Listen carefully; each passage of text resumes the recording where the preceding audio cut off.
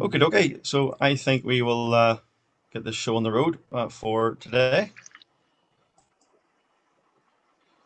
So, good morning, everyone, and welcome once again to our weekly broadcast. Thursday morning, 10 a.m., 30-minute, fast-paced market overview of the property market in the UK, a few educational tips, and then a special guest. So these have really went well, even just since the turn of the new year, and we're delighted that you've taken time to spend this time with us. So let me say a very quick hello to our special guest today, Mark Furnaho. How are you, Mark? Yeah, awesome. Thanks. Yeah, down here in Brilliant. not quite so sunny Cornwall today, but it's still pretty good. Dry. It looks a bit more sunny probably than what I'm seeing out the window here in Northern Ireland. So we'll have a test of who's seeing more sun.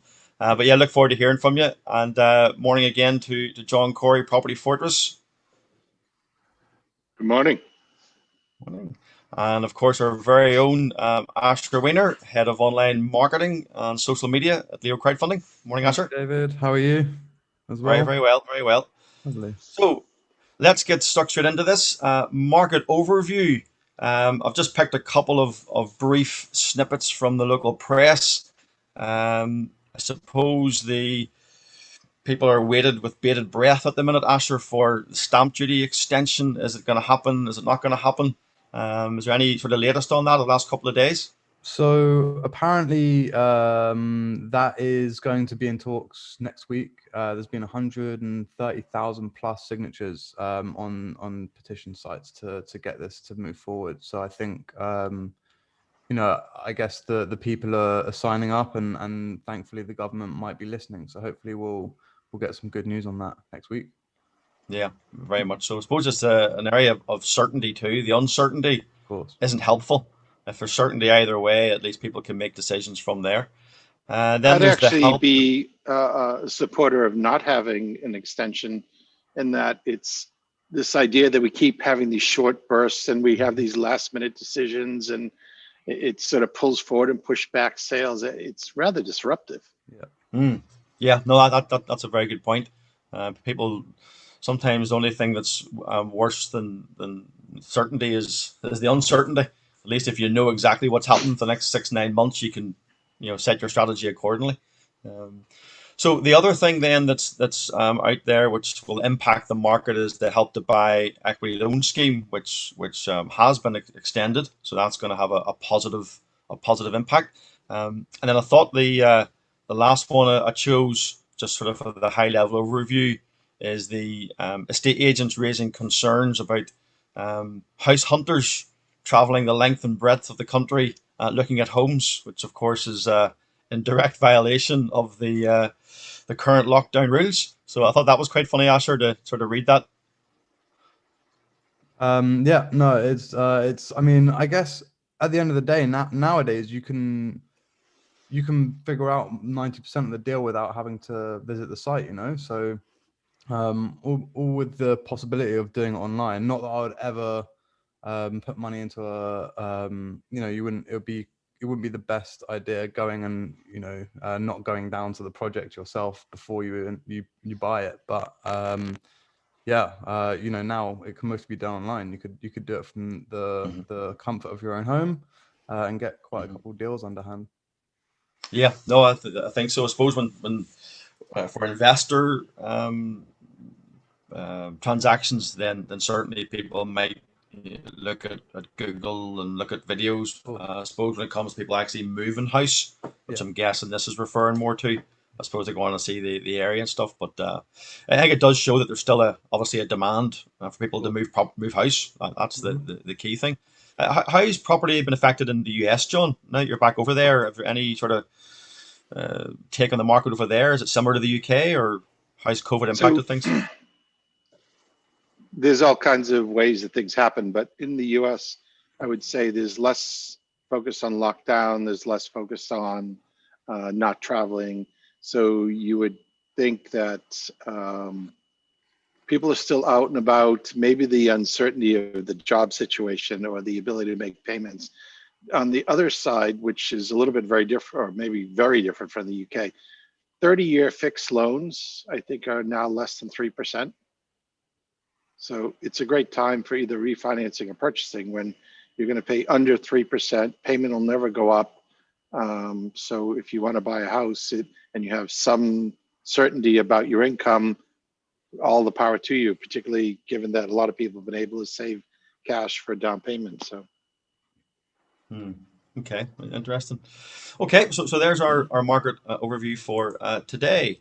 So just remind everyone, we always encourage participation. So if you have any questions or any comments you even want to make on something I said, then if you jump on to the Q&A function, then you can leave your question there, and Asher can pick up the question and ask it at the appropriate time.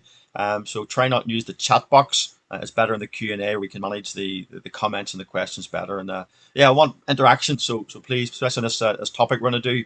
It's a very interesting topic with Mark, and there may well be plenty of questions. So don't be shy, don't be afraid. Get your questions up, and we'll get them answered. So learn, earn, own. Part of our DNA is very much about learning. It's about education. We do trumpet that quite a bit. So just to show you that we have been delivering on that promise. What we actually did on Tuesday night was 4 back-to-back investor update project webinars. So these were closed private webinars just for the investors into these particular deals. And the fundraiser came on. This was the quarterly update. So the fundraiser came on, gave an update on the project, and then investors were able to ask questions and obviously quiz the fundraiser as to the state of the project. Asher, we had a tremendous response to these investors, really happy. But it was a bit intense going back to back on 4 of these, Asher, on Tuesday night. Yeah, it was quite it was I mean, I think we handled it pretty well. We managed to be on time for everything. We weren't late. So yeah, generally good job. Well done, David. Yeah. No, very much a team effort. In fact, Mark, I hope you don't mind. I'll bring you in on this. I know you had said to me, because we were getting warmed up for today, that you had invested in a deal just to sort of see how the process worked. You're obviously you've done a case study, you're intending to do a raise, but how did you find it as someone coming in sort of as an investor, new to crowdfunding? How did you find that sort of update? Yeah, well, it was really informative, and it was really good actually to sort of be able to interact with the actual developer as well, and sort of getting a feel for their insights into the project, sort of some of the challenges that you always come up, sort of always have, but that you always have to sort of get over as well. And no, it was really interesting just hearing about everything, sort of start to finish, and all the progress. So yeah, it's great. Yeah, no, thank you. And definitely there was a focus on lessons learned, for people who invested in projects just to have that front row seat. They're able to take away what were the key lessons from the project. It was different, interesting that it was different things on different projects, but certainly very valuable. So yeah, every quarter we do that, and that's certainly working by way of education. So let's get on with our special guest today. We call this our Real Lives section. It's real people, real property experiences. It's not just John and I and Asher talking sort of in theory about the market. We want to hear directly from people out there actually doing it, making money doing projects. And today, absolutely delighted to introduce Mark Fernhouse. So Mark, thank you for taking the time to join us. Do you want to give a quick couple of minute overview on who you are, your background, and the business you run? Yeah, sure, no problem. Well, obviously, as it says, I'm Mark Fernio, and I'm a full-time investor and developer.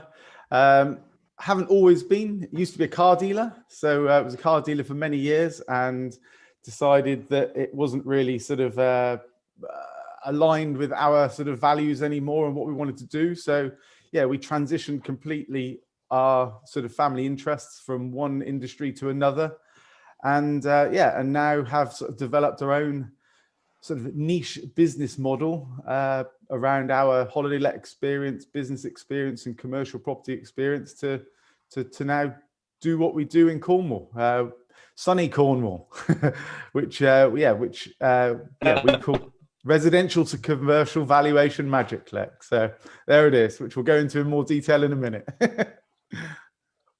Yeah, no, it's very interesting, because I know I talked to John about this earlier on the week. if you go on to probably 99% of property educational YouTubes and webinars and Facebook lives, the buzz phrase at the minute is, oh, commercial to residential. That's what Yeah. everyone's pushing. You're swimming against the tide. You're talking about residential to commercial, which I think is very, very interesting. I'm looking forward to deep diving into this. I mean, and any comments, John, just on that aspect? I know that you were quite intrigued by that sort of strategy. So, well, there is a bit of a buzzword or phrase here.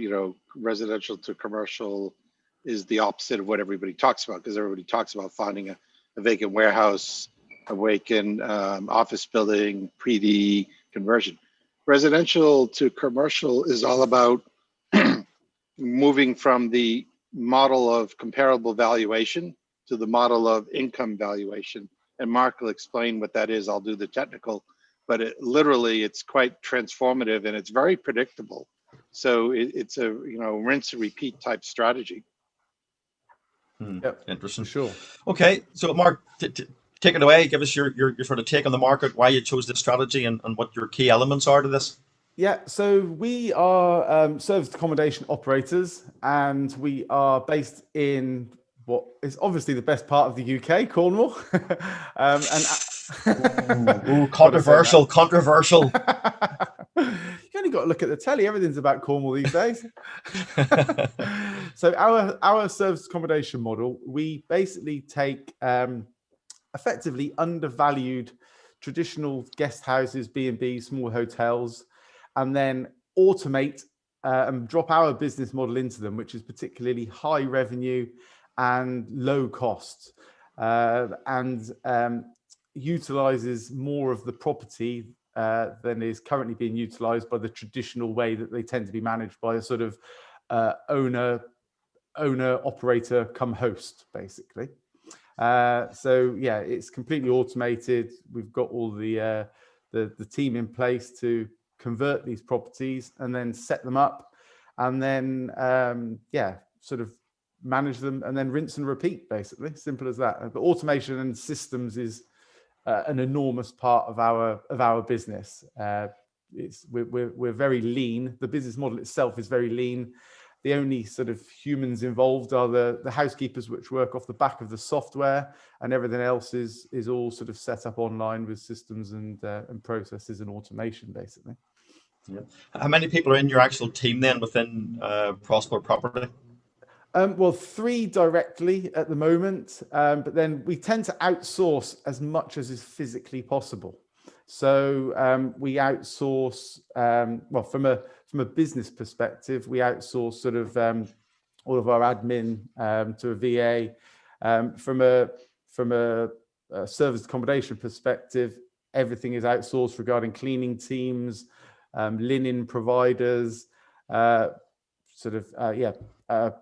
contractors, absolutely everything. So we are, we're fairly lean. Well, we're very lean, and we like to get other people who are better at things to do things for us, basically, better than us at certain things. So yeah, no, that's a good philosophy in business. That's why I get Ashley to do all the social media and marketing within LEOcrowdfunding, because he's the expert and I'm not.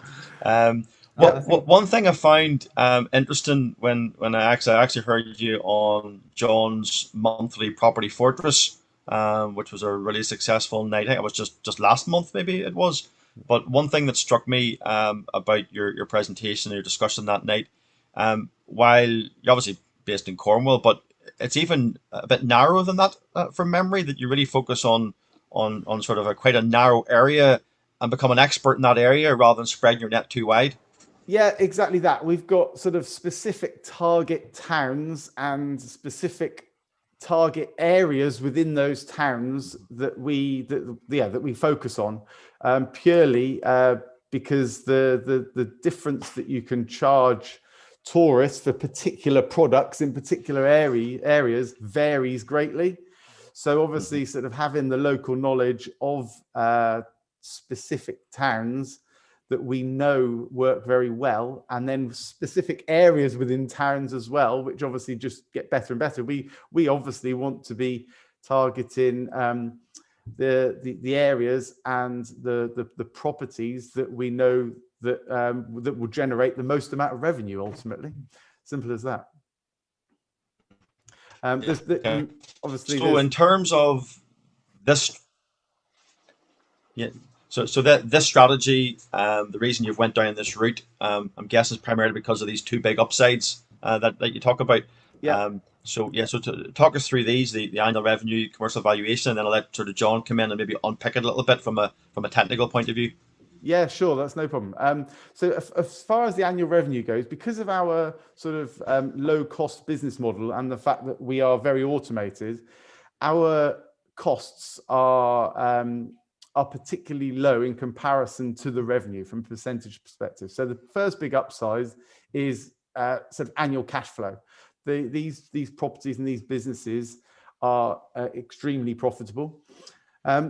The second massive uplift is the fact that, which is sort of hence the name residential to commercial, is the fact that we're securing these properties on bricks and mortar valuations, because they tend to be run by a couple, Mr. and Mrs., who aren't particularly business minded. They want to, well, anyone can fill rooms for a certain rate in Cornwall. Most of them undersell their product. They work really hard making breakfast, doing everything themselves, all the linen, all the cleaning for 4 or 5 months of the year. They generally trade up to the VAT threshold and then close because they're worn out from the summer. Whereas that's not a commercial model. They're almost being run as sort of hobby jobs. Now, what we do is commercialize that by running them as proper businesses, 365 days a year, obviously producing management information monthly, quarterly, and then obviously producing annual accounts to then be able to actually get them valued commercially rather than on the bricks and mortar sort of values that we've secured them on, basically. So with 2 years accounts, sort of 3 years down the line, we can then have them revalued as businesses rather than a commercial property, but being run as a hobby, basically. And that's the uplifts are great. Actually, Mark, there's a couple questions here for you. How have you found managing all these different companies that you're mitigating to? Who you're outsourcing your operations to? How have you found managing them?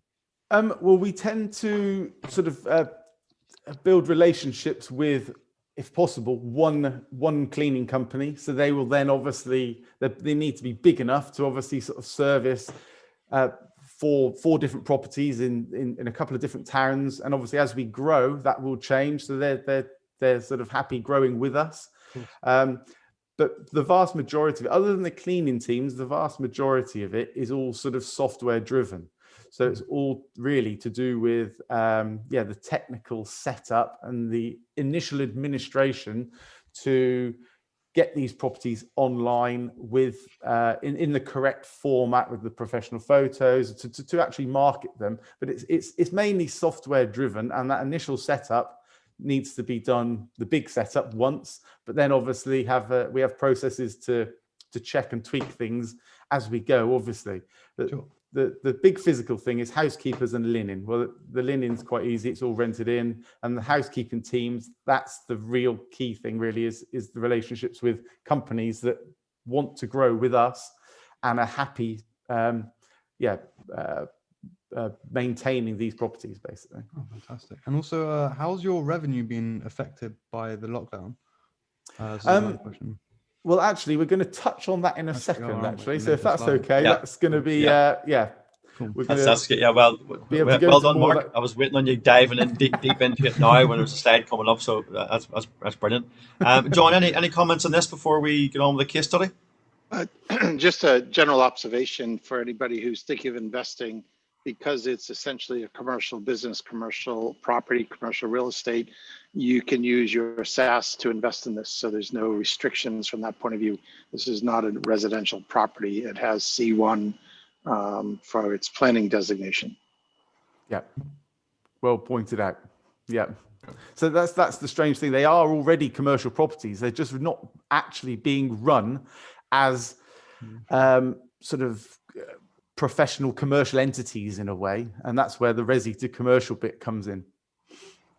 Yeah, and just to highlight, obviously John's talking about the market in general for this type of stuff. Within Right. property crowdfunding, there are maybe some additional hurdles for SaaS investors that would need to be clarified platform by platform. But certainly, as John rightly says, this is very much open to SaaS investors in terms of this type of investment. Absolutely.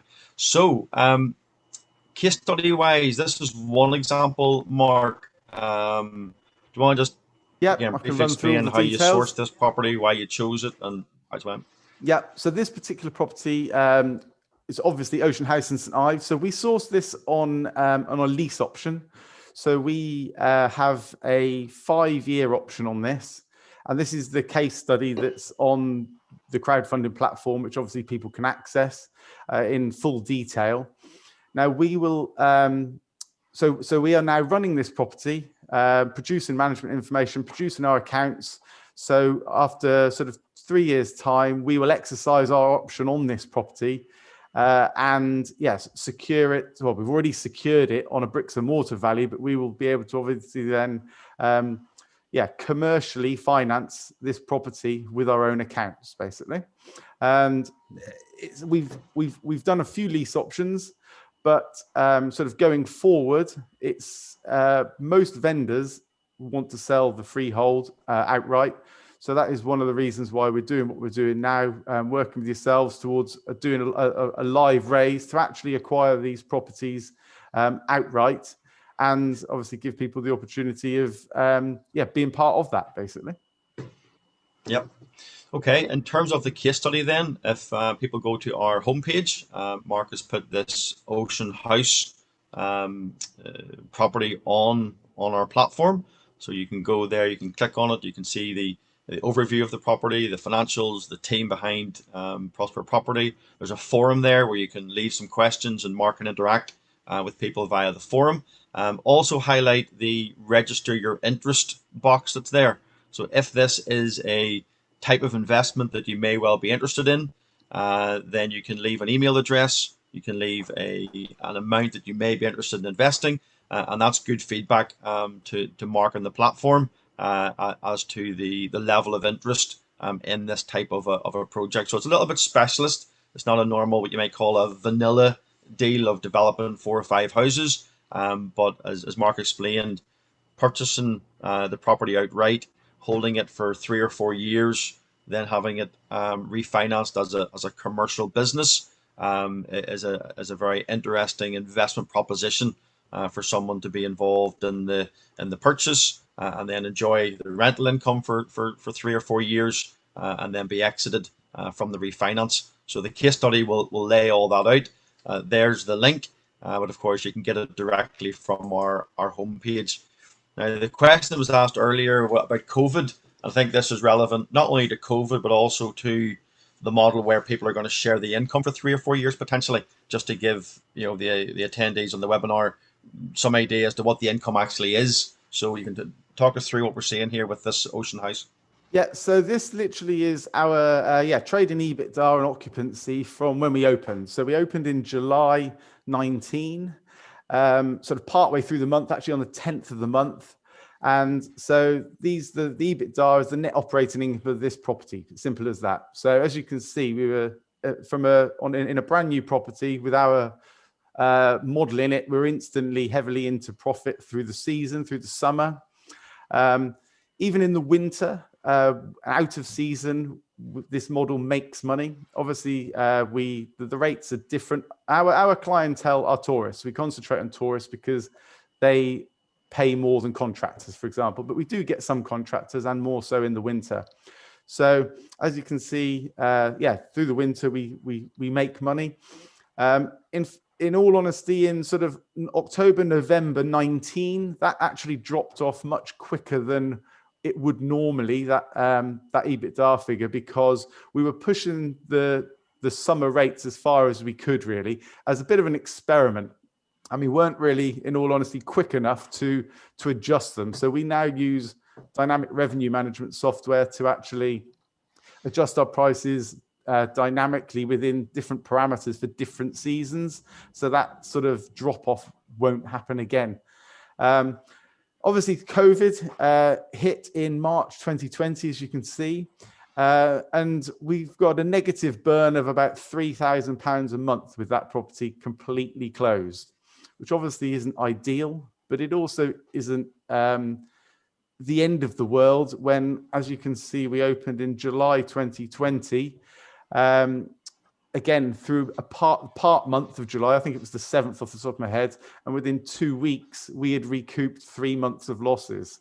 So it's, the money is made in the season, but it's the model is still very profitable in mid-season and still makes money in the winter too. So obviously it's a seasonal business, but as you can see from the numbers, it's pretty good. So there's obviously far more financial information in the case study.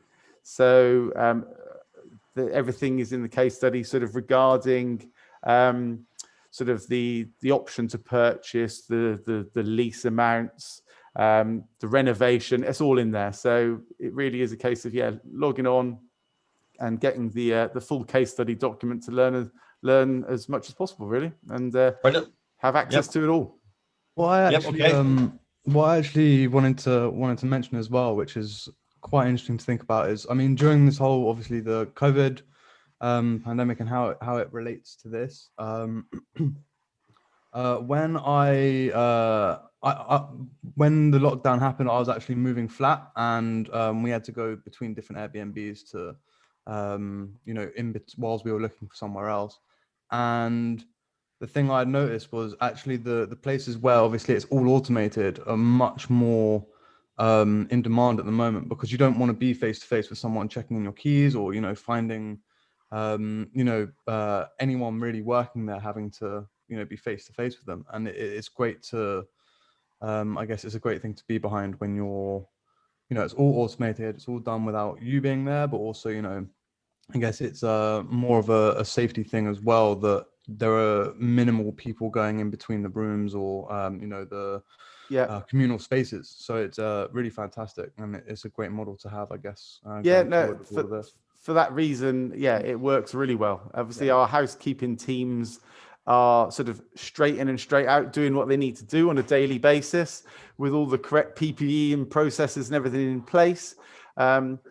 It's far better for everyone, really, to have that automation. And funnily enough, at the moment, we are actually open for legally permitted travel, but we're benefiting at the moment for the fact that a lot of guest houses and small hotels have closed.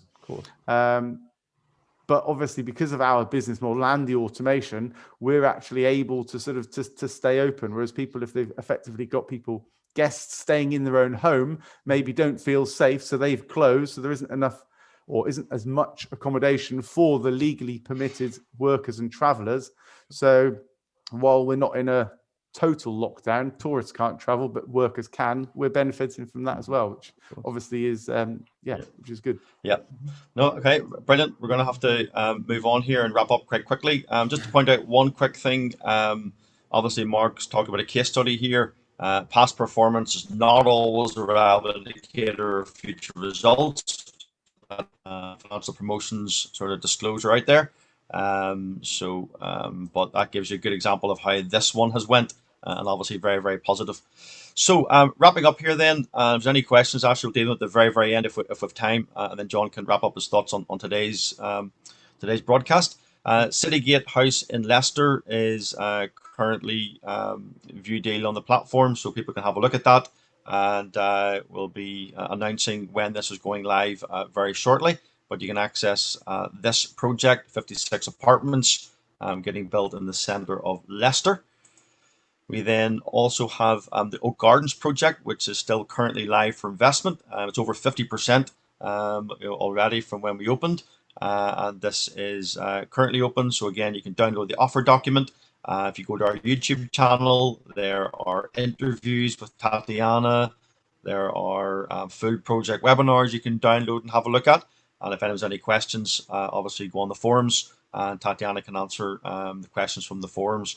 There was some really positive progress on our project, with the senior debt being completely confirmed, and also her additional planning application being successful. So there's going to be a update go out to all the current people that have pledged, and also to the database regarding the positive progress there's been on that project. So you'll be able to read about that. And then we have our Slade Witcham, which is really getting ready now to be going view deal very shortly. Been working with Adam and with Chris on this one.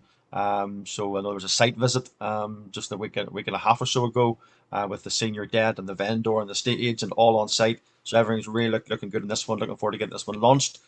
So keep an eye out for that one. And then, of course, we'll just finish off with Mark's case study. You can go back and look at everything Mark's talked about. So was there any burning questions, Asher, that we need to deal with? Or Yeah, there was one last question. Was the strong EBI TDA figures in July 20 due to more people staying in the UK due to COVID? Or do you think that demand will repeat in future summers, 2021, 2022, etc.? Yeah, it was a particularly sort of busy summer, the moment that obviously everything opened, but that is normal for Cornwall. St Ives, for example, is full in the summer. There isn't enough accommodation for the amount of people that want to come to the particular places that everyone's heard of. So yeah, that's pretty much the normal performance for that property. But it was busy this summer because of the coming out of the lockdown. So yeah. Okay. What we'll do, Asher, is get these questions transferred onto the forum, and we can get Mark's answers up there as well, which will be good. So just by way of wrapping up, John, on today's, you can mention obviously what we do, and any just comments on today's broadcast. I think it's been very interesting. Well, the biggest one for me is this is learn, earn, own. So I want people to register for the case study if they like what they see and they want to learn more about it. I want people to look at the open deals, and if you're thinking of raising money, think about putting £100 into other people's deals to understand the full process, to maximize what you can learn for little to no money. I want you to do your due diligence. I want you to literally do the whole process from the comfort of your home, to like learn what other people are doing so you can have better projects for yourself, or you can be a smarter investor if you're a passive investor and spread it around across deals that you like with people that are running it that you're happy to back. Absolutely. Yep. No, that's exactly that. And Mark, you've obviously done that. You've went on and invested in someone else's project just to understand how the property crowdfunding process works, and now you're moving towards preparing your own. Yeah, exactly that. And for £100, you get a copy of the shareholder agreement, so you can see what a shareholder agreement looks like. I mean, the £100 pricing is all about cheaper than going on a course, and you might actually earn more money than you invested. So, hallelujah. Exactly. Okay, so obviously people know by now you can contact John and myself if you want to have a conversation about consultancy, anything to do with raising money, compliance, all those issues. You can just reach out to us. You know how you can get us, and that is us for today. So I think, Asher, that will be us for today. No more questions. We'll knock this one on the head. Mark, can I thank you very much for joining? Hope you find that enjoyable. Thank you for having me. Yeah, no, 100%. And thank John for getting out of his bed at a very early hour in the US of A. And once again. Very good. Actually, you broke up there, David, but thanks everybody for attending. Yeah. Cheers, everyone. Okay. All the best, guys.